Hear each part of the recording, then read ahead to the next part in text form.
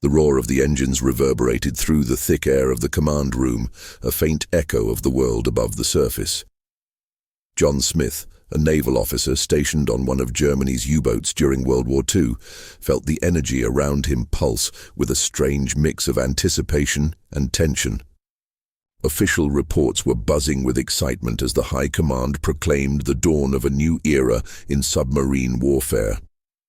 The Atlantic was now the dominion of the U-boat, and John couldn't help but swell with pride at the prospect of being part of a campaign that would without doubt lead to victory.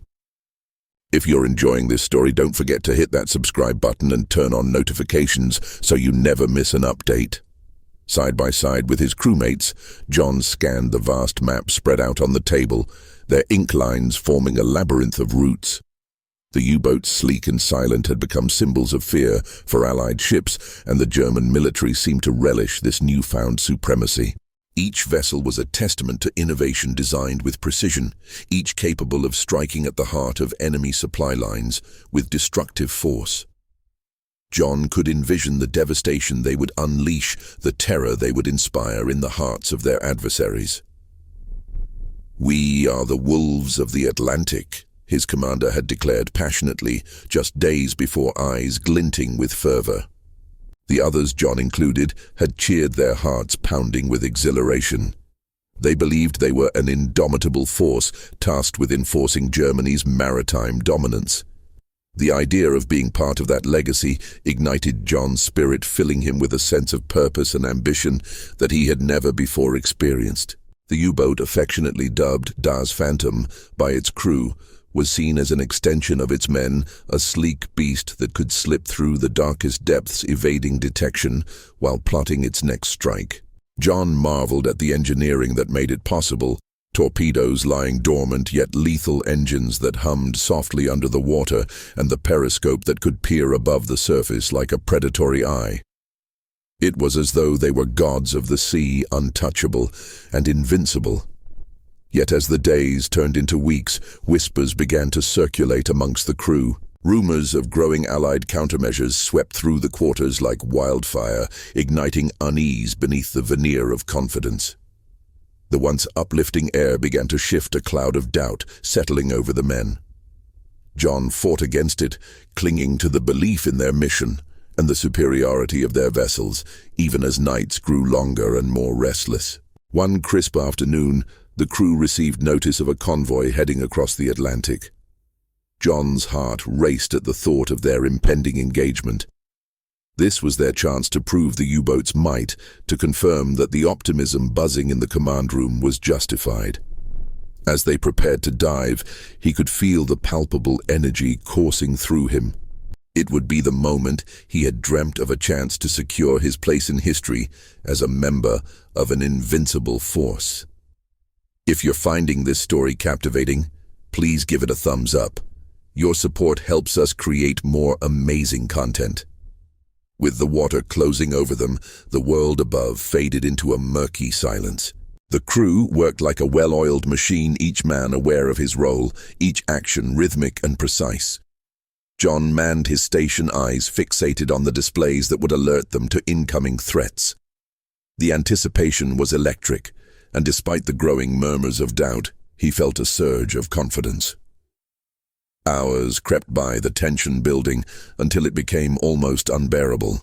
Then came the call. Enemy vessels detected.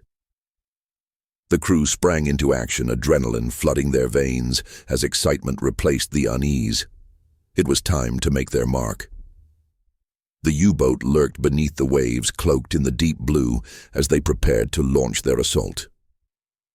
Just as they positioned themselves for the attack, an alarm blared, shattering the fervor. An unknown signal, erratic and frantic, tore through their communications. Confusion erupted across the deck as officers barked orders. John's heart sank. The once clear path to victory had been abruptly clouded. The realization struck him like a cold wave. The Allies were not as vulnerable as they had assumed. A new technology, perhaps, or a coordinated effort to counter the U-boat threat. The atmosphere shifted dramatically. Amidst the chaos, the crew began to lose its confidence. John felt a knot tighten in his stomach as uncertainty took hold. Images of their glorious predictions began to fade, replaced with a chilling reality. No longer a silent predator, the U-boat was now in danger of being the hunted. The excitement that once ignited his spirit had dimmed, replaced by an unsettling trepidation. As the U-boat evaded pursuit, John grappled with the understanding that their mission had been profoundly altered in a matter of seconds. Their reputation, once bulletproof, now felt fragile. The heroic narrative crafted by the German military was beginning to fray at the edges, confronting him with the sobering truth of warfare. Nobody was invincible. In the days that followed, the reality of their situation sunk deeper into the hearts of John and his fellow officers. They were not the only players in this brutal game. The Allies, with their innovations and strategies, were evolving at a pace John had never anticipated. Each night brought the sound of distant explosions, reminders that the Atlantic was a battlefield filled with hidden dangers. The buoyancy of their earlier beliefs gave way to a new sense of urgency. With each encounter, John witnessed firsthand the cracks forming in the U-boat's perceived dominance. The cold realization began to weigh on him. The notion of invincibility was a dangerous illusion, one that could lead to their undoing. He watched his comrades adapt, their bravado waning but resilience growing as they sought to understand the changing tides of war. Far above the surface, the winds of change were stirring. As the Allies implemented their own strategies, John stood at the precipice of a grim new understanding. It was a fight for survival far more complex than the war games they had played in training. The battle for the Atlantic was escalating, and the ghosts of what had once seemed inevitable shadowed their every move. Little did John know that the true test of their resolve had only just begun, and the very foundation of their convictions would soon be challenged in ways they could never have anticipated. The echoes of their past victories rang hollow in the face of the oncoming storm, but John was determined to navigate through it, even as he felt the weight of disillusionment settle in his chest. The dim glow of the control panel illuminated the tense faces of John and his crewmates as Das Phantom glided silently through the icy waters of the North Atlantic. The air was thick with anticipation, each man acutely aware that they were on the brink of a significant moment in this brutal conflict. A few hours earlier, they had received the exhilarating news. Their first major strike had been successful. Their U-boat had sunk a merchant vessel, a feat that would send ripples of triumph through the ranks of the German Navy. The cheers and exclamations that erupted within the cramped quarters, however, were accompanied by a palpable undercurrent of unease. John stood at the periscope, peering into the depths of the ocean, as if hoping to glimpse the ghosts of their latest victims now lying lifeless in the dark. The jubilant cries of his comrades rang hollow in his ears. He could not shake the feeling that they were celebrating a hollow victory. The cheers seemed to echo the sentiments of a growing overconfidence that he sensed in his fellow officers, yet deep down he questioned the morality of their actions. With each sunken ship came a surge of victory, but also a rising number of civilian casualties, innocent lives extinguished by the very tactics they had been trained to embrace. As the waves rocked the U-boat gently, John's mind wandered. Memories of his training flooded back, where the emphasis had been on duty and strategy, not on the faces of those who would be affected by their warfare. He recalled his instructor's words, "War is not about glory, it's about survival." But as he gripped the periscope, scanning the horizon for enemy vessels, those words felt increasingly distant. The faces of families of mothers and children began to haunt him. He flicked his gaze downwards, unable to reconcile the thrill of their naval prowess with the cost at which it came. The U-boat had taken on a new air of confidence after their success. Officers began to discuss their next target with an eagerness that John found troubling. "We've proven ourselves," one of them said, excitement bubbling in his voice. "This is just the beginning. We will choke the Allies' supply lines. They'll never see us coming." The air was thick with bravado, yet John felt an unsettling knot tighten in his stomach. They were wolves indeed, but what would become of the innocent sheep caught in their path? Days turned into nights as the U-boat prowled the Atlantic, achieving victory after victory. Each sunken merchant ship brought a collective roar of approval from the crew, their spirits lifted higher with each success. News of these accomplishments spread like wildfire through the naval ranks, instilling a sense of invincibility among the U-boat fleet. However, John couldn't shake the lingering question of whether they were merely riding a wave of triumph that was destined to crash. One evening, as the crew gathered to celebrate yet another successful strike, John found himself standing apart, listening to their revelry with a heavy heart. The sound of clinking glasses and raucous laughter filled the air, drowning out his thoughts. He felt a sharp pang of isolation, as if he were an outsider looking in on a world that had become increasingly foreign to him. He watched as his comrades exchanged stories of glory, embellishing their exploits with wild gestures, each tale more extravagant than the last. John's gaze drifted to the map, pinned on the wall, the routes marked with red lines, showing their growing dominance over the Atlantic. The more they conquered, the more reckless he felt they were becoming. He overheard whispers of a new strategy that involved unrestricted submarine warfare, a tactic that would allow them to engage any vessel, military or civilian, without warning. The implications of such a shift weighed heavily on his conscience. He was witnessing the birth of a new era in naval warfare, but at what cost? As the festivities began to wane, John slipped away from the group, seeking solace in the quiet confines of his bunk. Beneath the steel hull, the sounds of the ocean felt like a heartbeat, a reminder of the life that existed beyond their vessel. It was a stark contrast to the chaos of war, and for a moment he allowed himself to escape the reality of his surroundings. He closed his eyes, envisioning faces of those who had been lost in the wake of their victories, faces he could not forget. A sudden jolt interrupted his thoughts, followed by an urgent alarm ringing through the vessel. John sprang to his feet, adrenaline surging through him as he rushed to the command room. The crew was already in chaos, scrambling to understand the source of the alarm. "We're under attack," someone shouted, and John's heart sank. The invincibility they had come to embody was about to be put to the ultimate test. As they moved swiftly, John's inner turmoil grew. Here they were, the hunters, now faced with the possibility of becoming the hunted. A fierce sense of dread gripped him. He had just begun to grapple with the moral implications of their actions, and now they were caught in the crosshairs of warfare they had instigated. The weight of responsibility bore down on him, a heavy mantle that he had not anticipated taking on. They quickly maneuvered Das Phantom into a more advantageous position, trying to evade the approaching danger. The tension was palpable, each crew member acutely aware that their fate hung in the balance. John took his place at the periscope, his heart racing as he scanned the depths of the ocean for the enemy. The thought of facing an adversary, a ship perhaps filled with families, gnawed at his conscience. With every passing moment, he felt the walls of his conviction begin to crumble. Suddenly, the periscope revealed a flickering shadow in the water, a telltale sign of an approaching vessel. It was an enemy destroyer, its guns poised and ready. John's heart raced as the reality of their situation settled in.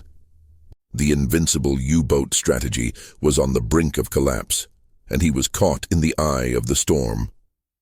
As the destroyer closed in, John realized that the very tactics that had heralded their triumph might also lead to their undoing, a poignant irony that left him reeling. In that moment, he understood that the war would not only take lives above the waves, but would also forge a different kind of battle within him. As he prepared for the impending confrontation, he knew that the consequences of their actions were about to come home to roost, and the cost of victory had never felt so heavy. John Smith felt the chill of uncertainty wrap around him like a heavy shroud as he stood on the bridge of the U-boat Das Phantom. The excitement that had once filled the air following their victories began to dissipate, replaced by an unsettling silence. The crew had grown increasingly restless, their laughter fading into whispers of doubt. News of unexpected losses among U-boats began to trickle in each report, striking like a thunderclap against the fragile confidence they had forged. The morning light barely penetrated the thick fog that clung to the surface of the North Atlantic. John squinted into the distance, his heart pounding with a mix of apprehension and hope. He could almost see the specters of their fallen comrades echoing the warnings of the sea. The once unshakable belief in their superiority was crumbling, replaced by a gnawing realization that their campaign was more perilous than they had ever anticipated. Captain Muller, his voice barely masking his frustration, called the crew to order. "Listen well. The Allies are adapting. We must not let fear take hold. We are still the wolves of this ocean." But even as he spoke, John noticed the shadows under the captain's eyes, the slight tremor in his hands as he gestured, betraying the truth behind the bravado. During their last mission, they had lost contact with 2 U-boats, both rumored to have been sunk by an unknown enemy. The air felt charged with a sense of foreboding, as if the ocean itself conspired against them. What had once seemed invincible was becoming frighteningly fragile. It was becoming increasingly clear that the Allies had developed new strategies that threatened the very existence of their fleet. As the crew resumed their duties, John's mind drifted to the reports he had overheard in the cramped quarters below deck. Allied ships were deploying new anti-submarine tactics, ones that shifted the balance of power in the Atlantic. Sonar technology was becoming more sophisticated, capable of detecting the faintest sounds of their engines. Depth charges, lethal explosives that could be deployed with devastating accuracy, were being introduced into the naval warfare arsenal. The very tools that had once given them an edge were now being turned against them. The tension was palpable as the crew gathered to discuss their next steps. John listened intently as the experienced sailors voiced their concerns about the evolving threat. "We must change our tactics," one seasoned first mate suggested, his voice low but urgent. "We can't continue to rely solely on our stealth. We need to think like the enemy." John felt a flicker of hope. Perhaps this was the moment they could adapt, learn from their mistakes, and forge a new path. "We could use the cover of night to our advantage," he proposed, his voice steady despite the turmoil inside him. "If we stay deeper, we can avoid detection longer. Let's utilize the darkness." The crew nodded, their expressions shifting from despair to cautious optimism. But just as quickly, that flicker was snuffed out by another report that echoed from the radio room. A distress signal had been intercepted from another U-boat, one that had been ambushed and sunk off the coast of Ireland. The haunting wail of the SOS pierced through the air, a grim reminder of their mortality. John clenched his fists, feeling the weight of despair begin to settle in. The camaraderie that had bolstered their spirits was now tinged with fear. He glanced at his crewmates, their faces etched with worry, and it struck him. He was not alone in his doubts. They were all grappling with the same fears, the same realization that their once invincible strategy was now a fragile facade. In the days that followed, the crew of Das Phantom fought not only against the sea, but also against the rising tide of hopelessness. They spent hours studying the new Allied tactics, devising strategies to counter the enemy's advancements. John found himself drawn to the maps, tracing routes and potential ambush points, his mind racing with possibilities. Yet with every plan they devised, the shadow of uncertainty loomed larger. One evening, with the sun setting in a blaze of orange and red, John found himself alone on the deck, staring out at the endless expanse of water. The waves lapped against the hull, a stark reminder of the vastness of the ocean and the unpredictability of war. He breathed in the salty air, letting it fill his lungs as he pondered the cost of their mission. The thrill of the hunt had turned into a desperate struggle for survival. Suddenly, a loud crash from below deck jolted him back to reality. He rushed down the ladder, heart pounding, to find crew members scrambling in panic. A depth charge had been detonated too close to the hull. The shock of the blast rattled through the boat, sending vibrations that resonated deep in John's bones. He could see the fear in his comrades' eyes, a visceral reaction to the realization of their vulnerability. "Get to your stations!" Captain Muller shouted, his voice cutting through the chaos. John felt a surge of adrenaline as he moved quickly, his training kicking in. They worked together, securing the controls and assessing the damage. But John's thoughts were racing. If the Allies were using depth charges effectively against them, how long could they survive? As the emergency lights flickered, illuminating their frantic faces, John couldn't shake the feeling that this incident was just a taste of what was to come. The Allies were relentless, and they had only begun to unveil their newfound tactics. He needed to confront the reality that their invincible image was crumbling, and their survival now depended on their ability to adapt. The atmosphere shifted as they returned to their duties, but the fear lingered. John felt a transformation within himself. He began questioning the very essence of their strategies, the blind faith in their supremacy. With every loss, every report from the front lines, he became more determined to find a way to turn the tide. As the U-boat glided through the dark waters, John understood that they were no longer just warriors of the sea. They were now survivors in a battle for their very existence. The stage was set for a confrontation that would test their resolve and redefine their place in the war. With new threats lurking beneath the surface, the crew of Das Phantom would need to innovate or perish. The chase was no longer a thrill. It was a desperate race for survival. The air inside the U-boat Das Phantom felt different that morning. John Smith could sense it even before Captain Muller summoned the crew to the briefing room. It was as if the vessel itself held its breath, bracing for something inevitable. John shifted uneasily at his post, his fingers tapping against the cool metal of the control panel, a nervous rhythm that echoed his restless thoughts. Word had spread through the corridors of the U-boat about a significant Allied operation. It was a whisper, but whispers in a confined space could swell into thunderous roars. John had overheard snippets of conversations, hushed tones filled with urgency. The Allies were not just lurking, they were strategizing, coordinating efforts to dismantle the U-boat campaign. Reports of increased aerial patrols swept through the crew like wildfire, igniting a mixture of fear and disbelief. The once invincible aura surrounding their mission began to crack. As the crew assembled, John noticed a change in the faces around him. The bravado that had once radiated from his crewmates dimmed, replaced by a palpable tension. Captain Muller's voice, normally booming with authority, now carried an edge of anxiety. He laid out the intelligence gathered from reconnaissance missions, detailing the Allies' focus on targeting U-boats directly. Each word felt like a weight pressing down on John's chest, constricting his breath. "They know we're out here," Muller declared, his voice strained but resolute. "We can no longer count on the element of surprise. They're hunting us." John's heart raced. He had always felt like a voyeur in this war, a participant by default. Yet as he listened to the implications of this new intelligence, a shift ignited within him. The notion that he had a role to play in this battle became undeniable. The weight of his knowledge pressed heavily on his conscience. He could no longer remain a passive observer.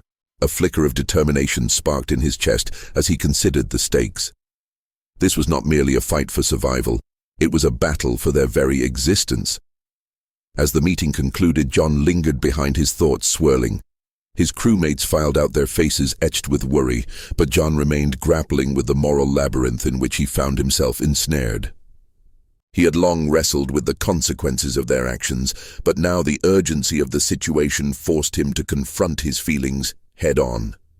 Could he continue to be part of a campaign that inflicted suffering on civilians, all while the tide of war turned against them?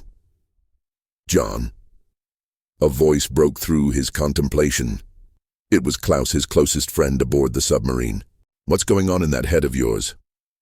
John hesitated, searching for the right words. "Klaus, we're being hunted. The Allies are plotting against us. We need to adapt." Klaus frowned, skepticism crossing his features. "We've faced threats before. We're submariners. It's what we do." Not like this. John insisted, his voice rising. We can't ignore the reality. The stakes have changed. We can't just keep sinking ships. There are lives at stake. John shook his head. Civilians are suffering. We have to consider the broader implication of our actions. A silence fell between them, thick and uncomfortable. Klaus turned away, resentment brewing in the air. John felt the divide growing, a chasm carved by his moral awakening. He knew the crew would rally around their victories, but he feared for the path they were treading. Days passed, and the tension aboard Das Phantom continued to rise. The crew's atmosphere shifted from camaraderie to suspicion, each man haunted by the knowledge that they were targets. John found himself spending more time on the bridge watching the horizon for enemy ships, but also for a glimpse of something beyond the mission, something worth fighting for. One evening, as the sun dipped below the horizon, casting an orange glow across the ocean, John received a quiet tap on his shoulder. It was Captain Müller, his expression grave. We've received new intelligence, John. The Allies are launching a coordinated attack on our positions. They want to wipe out our fleet. John's stomach twisted at the thought. What can we do? We need to prepare. We'll change our patrol routes, increase our watch, Müller replied, but John could see the flicker of doubt in his eyes. The captain's confidence, once unwavering, was beginning to fray at the edges. As they plotted their new course, John could feel the urgency coiling around him like a noose, tightening with each passing moment. The U-boat had become a fragile thing, and the once promising strategy of the U-boat campaign was now a looming shadow threatening to engulf them. With the sun setting into darkness, John stepped outside into the cool night air, letting the salty breeze wash over him. The ocean was a vast, unforgiving expanse, and he couldn't shake the feeling that they were on the precipice of something catastrophic. He had to act. The intelligence he possessed was no longer just information. It was a lifeline. The following day, with the heaviness of the night's revelations lingering in his mind, John gathered the crew. He laid out a plan incorporating the new intelligence regarding Allied movements. We can't sit idly by, he urged. We need to adapt and respond. We have a chance to turn the tide in our favor. Skepticism echoed in the silence that met his words.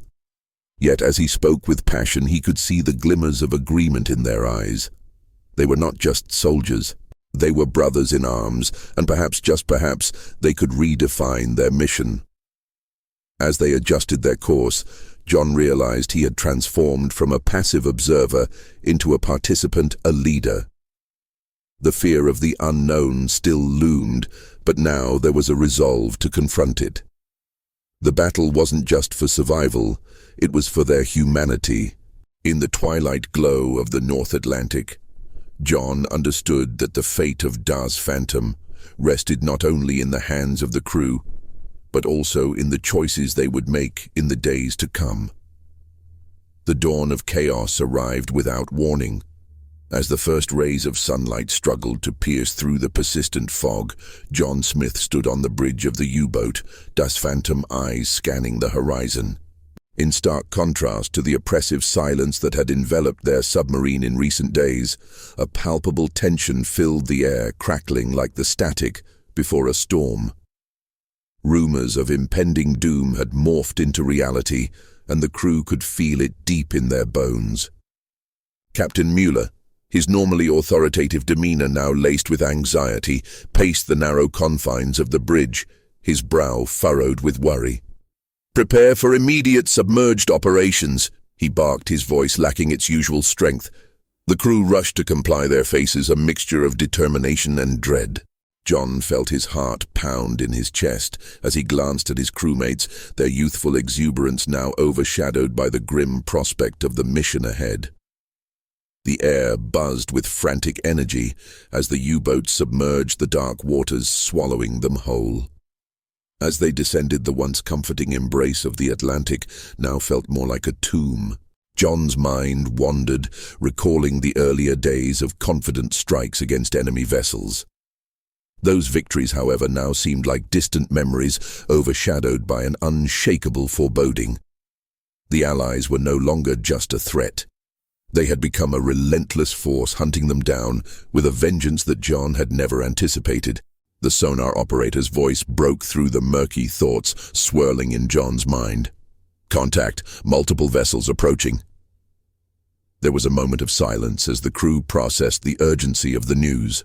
A knot formed in John's stomach. He exchanged glances with his fellow officers, knowing that the time for hesitation had passed. This was the moment that would define them either as victors or as casualties of a war they had believed they could dominate. "Battle stations!" Miller shouted, the command resonating with an intensity that ignited a fire within John. The crew sprang into action, adrenaline coursing through their veins. John moved with purpose, positioning himself at his station ready to execute their plan. The thrill of the hunt surged within him, but beneath it lay a current of dread. As they closed in on the enemy vessels, John's mind raced with strategies. He recalled the lessons learned from their previous encounters. The Allies had adapted. It was time for them to do the same. Instead of a direct assault, he proposed a tactical maneuver that would allow them to exploit their surroundings, a chance to outsmart the enemy rather than overpower them. Mueller listened intently, his brow furrowed in concentration. "You think it will work?" he asked, skepticism lacing his voice. John nodded, the conviction in his heart, bolstering his resolve. "We have to try. We can't rely solely on brute force anymore." With a hesitant nod, Mueller relayed the command. The crew moved in unison, a well-oiled machine executing John's strategy. They adjusted their course, relying on the cover of the underwater terrain to mask their approach. The tension was palpable as they crept closer, every heartbeat echoing the urgency of the moment. Then a deafening explosion rocked the U-boat, sending vibrations through the metal hull. The crew shouted in alarm as alarms blared, signaling an incoming depth charge. Panic surged through the narrow corridors, but John steadied himself. "Maintain your positions, we can't let fear take hold." His voice rang out, a beacon of calm amidst the chaos. The crew fought the instinct to scramble for safety, focusing instead on their training. John took a deep breath, willing himself to stay focused. They had come too far to let panic dictate their fate. As the depth charge detonated nearby, the U-boat shuddered violently, but they remained intact, the crew's resolve unyielding. "Dive deeper," Miller commanded, his voice steady despite the turmoil. They plunged into the abyss, the pressure building around them. John felt the weight of the ocean pressing down, but he also felt a surge of determination. They were not just fighting for survival, they were fighting for redemption. As they descended, the noises of the surface grew distant, replaced by the haunting silence of the deep. John's thoughts turned inward, reflecting on the journey that had brought him here. The war had changed him, stripped away the layers of naivety, leaving behind a man who understood the fragility of life. He had witnessed the horrors of conflict and the consequences of decisions made in arrogance. Emerging from the depths, the crew prepared for a final push. The enemy vessels were still within reach, unaware of the storm brewing beneath the waves. John's heart raced with anticipation. This was their chance to rewrite their fate, to turn the tide that had threatened to consume them. With a fierce determination, they launched their torpedoes, breaking the surface tension with a sudden burst of energy. The missiles streaked toward their targets, a culmination of strategy and hope. John held his breath, the world around him fading away as he focused on the outcome. The explosions that followed were a symphony of chaos, echoing through the ocean as the enemy vessels succumbed to the onslaught. Victory surged through John, but it was a bittersweet triumph.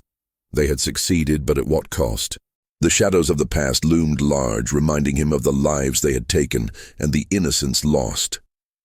As the U-boat surfaced, the crew erupted into cheers, a cathartic release of pent-up fear and tension. Yet amidst the celebration, John felt a profound sense of loss. The war had transformed them all, and the price of victory weighed heavily on his heart. In the days that followed, John found himself reflecting on the lessons learned through the harrowing journey. Overconfidence could lead to ruin, but adaptability had been their salvation. They had emerged from the depths not just as survivors, but as wiser men shaped by the trials of war. As the sun set on the horizon, casting a golden glow over the ocean, John understood that the U-boat's dominance had crumbled not solely due to the Allies' tactics, but because the very nature of warfare demanded evolution. Hubris had its consequences, but humility and adaptability would pave the way for future victories. The war was far from over, but the lessons learned would resonate long after the last shot was fired. If you enjoyed this story and want to hear more, make sure to subscribe and click the bell icon for notifications.